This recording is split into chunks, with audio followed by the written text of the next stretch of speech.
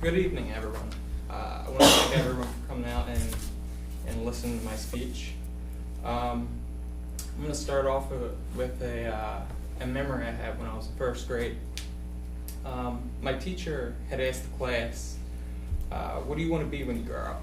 And as she went from person to person, like my brain flooded with ideas.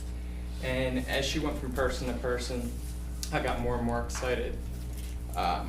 When she finally got to me, she said, Matt, what do you want to be when you grow up? And I said that I wanted to make an impact on the world, and I want to change the world. The majority of the class laughed. And the reason that's relevant is because wrestling gave me the tools and I believe the skills to carry out that journey, and it's still my goal today. I believe that I want to have some impact on the world, and I want to change the world. Sorry, I got the shakes a little bit.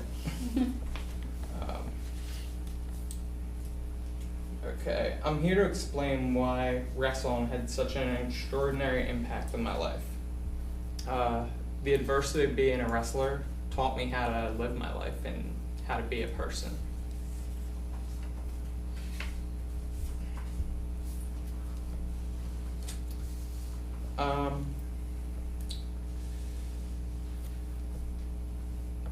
Okay, so I want to express that I know what I'm talking about and that you don't think I'm just some guy who's spouting off about wrestling. And just in case you want to check any of these facts or any of the things I'm saying are true, you can go on your phone and look on Google and check out any of my statistics. It's still all listed. When I've been involved with wrestling for about 26 years of my life. In middle school, I was a two-time national champion, the Virginia Challenge, in case you want to look it up.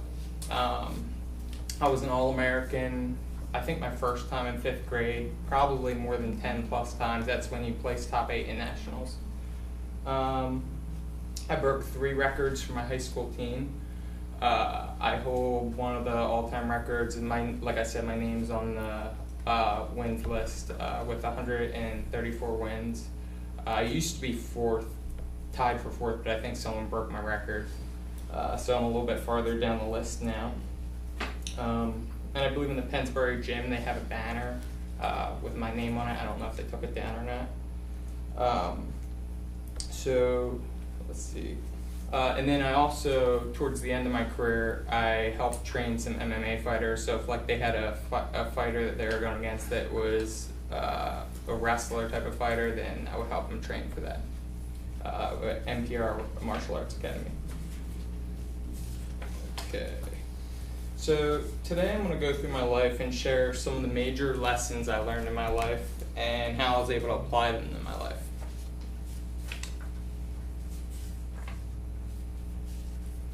My journey started when I was 4. Between the ages of 4 and 12, I gotta be honest, I was pretty terrible at wrestling. I was on the JV of the JV, I lost in the intramural teams, and I thank God to this day that my dad didn't let me quit, because I learned so many valuable lessons during that time period. The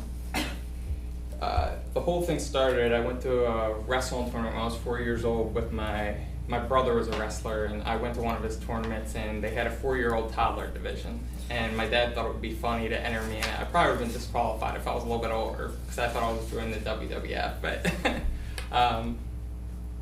my dad entered me in the toddler division. I ended up taking 2nd. So later on, when I turned 5, they entered me in the Pennsbury wrestling program.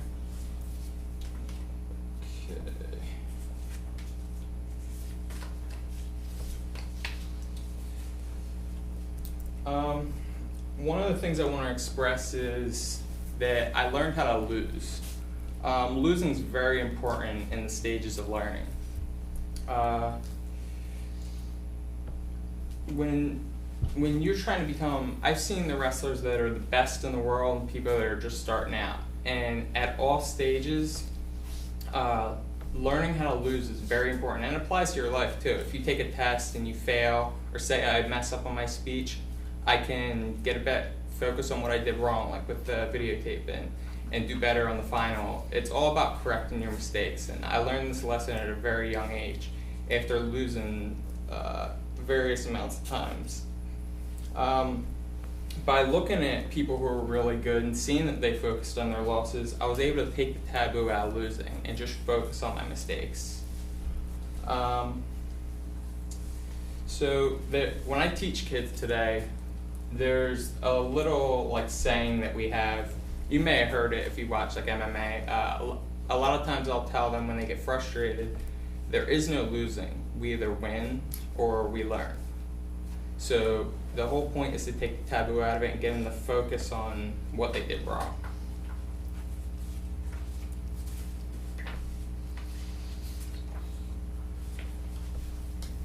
So the second thing I want to focus on is I learned how to control my ego at a very young age.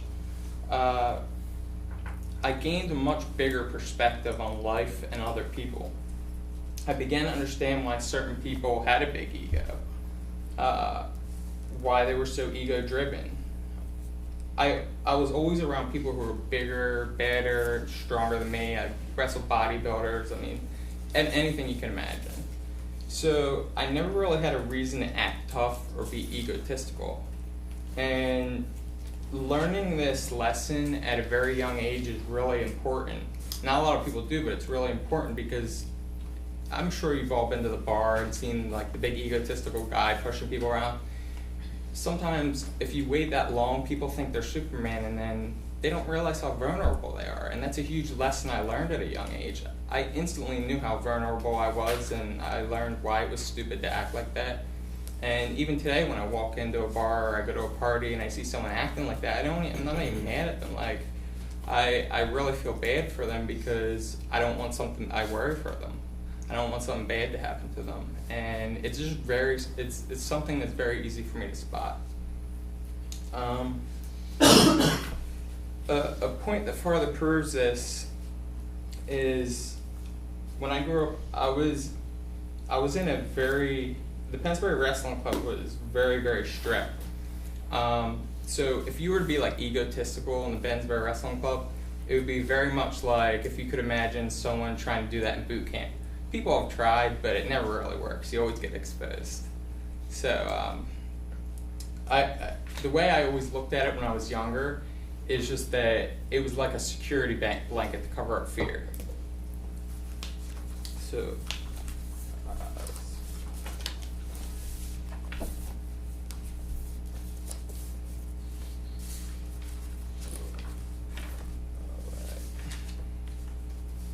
after a long time growing up in the Pennsbury Wrestling Club and being around these really strict coaches, and focusing on my mistakes from losing, I ended up getting really good. Around 5th grade, my dad started taking me to national tournaments. Like I said, I got my first All-American status when I was in 5th grade. It was fun to travel all over the country. And then when I was 12, I started getting into like higher level competition, and I had to cut weight, and it got like a lot more intense the better I got. So my second point I wanted to focus on was that weight cutting taught me an extreme amount in my life. I learned many valuable lessons through the harsh reality of weight cutting. When a person cuts weight at a very young age like that, sure, it's terrible. When I got into high school, I'd have to go through a whole 6-month period where I'd have to make weight. And though this is a bad thing for your body, it gives any person a way different level of responsibility at that age. You have to make weight at a certain time, at a specific location, always keep track of it every single day of your life pretty much. And then on top of that too, your whole team depends on you. So I've never missed weight in my life, but there was an occasion my freshman year where we had the district duels, and it was pretty much the postseason for the wrestling team, and I passed out in school because our coach wanted us to cut down to the next farther weight, and when I passed out, the doctor and the nurses had agreed that I wasn't allowed to go 130 no more. So not only did all my fans scrutinize me, not only did the whole entire wrestling team scrutinize me and my coach, I had to deal with all of that. And that was a lot of pressure for me at that time. But I really believe that dealing with that level of adversity at that age really prepared me for other things in life like this. This is nerve-wracking for me, but this is no big deal compared to what I had to do when I was younger. So to end that point, and to show how extreme it really was, there was one time where I had to cut 14 pounds in one night, and it was terrible. It was probably the rock bottom of my wrestling career. In 9th grade, I cut 14 pounds in a night, but I finished it, I did it, and I placed second the next day, so I got through it. Cutting weight taught me to be more thankful about what I have in life. It made me more sensitive to people who are starving. It made me value other people a lot more. I experienced a small portion of what they go through. Through time, I realized how blind that our society was to the luxuries that we have. A lot of people don't see this every day, and I don't blame people for that. It's just that they haven't went through the experience. There was one time where I was cutting weight. I hadn't eaten in 36 hours, and it was the day of weigh-ins. My mouth was dry, just feeling completely terrible. And I had looked over to see a kid next to me complaining because he didn't get his second cream cheese bagel. And at this point, like, I wasn't even angry. It just really made me upset and showed me how little we really realize of what other people go through. It showed me some of the things that we need to focus on in our culture.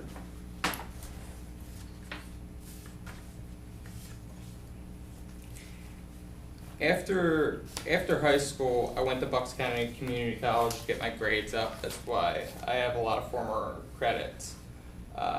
Just looking for any scholarship because I didn't have great grades coming out of high school. My friends moved in a different direction. I loved to party when I was younger, but they kind of moved closer to the partying, and I moved more towards focusing on a wrestling scholarship. There were so many times where I was going to do something really stupid that could have even cost me my life, and I stress this to parents all the time when they have kids. All I would say is, like, I'd be right about to do the really stupid thing, and I'd be like, oh wait, I got wrestling tomorrow, or I got a wrestling scholarship. So just having that there made a huge difference.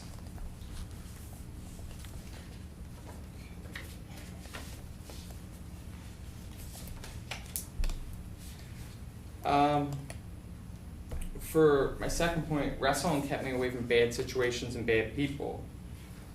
Being in wrestling forced me to be around people who wanted me to be successful,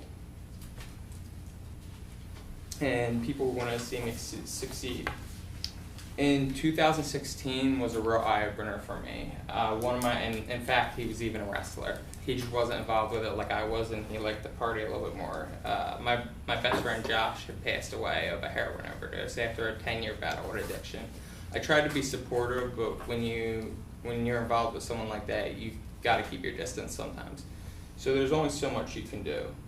And it was at this point in my life that I really realized not only did wrestling prepare me for the rest of my life, but it saved my life. If it wasn't for that, I could have very easily been just like my friends, stuck in addiction, and could have cost me my life.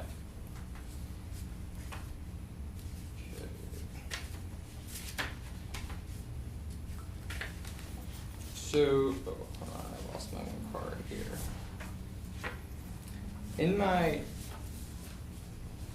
In concluding, I learned how to deal with losses on the mat in my life and in real life situations. As a young man, I learned how to appreciate what I have and how to control my ego. Adverse situations became normal to me. When adversity happened in life, I was able to deal with it. Looking back on my career, I'm completely grateful for what wrestling has done for me.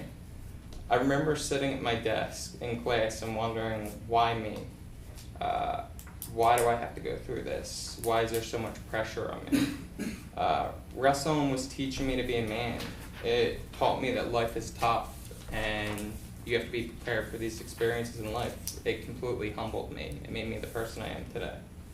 So I want to end with two quotes that I really couldn't pick between.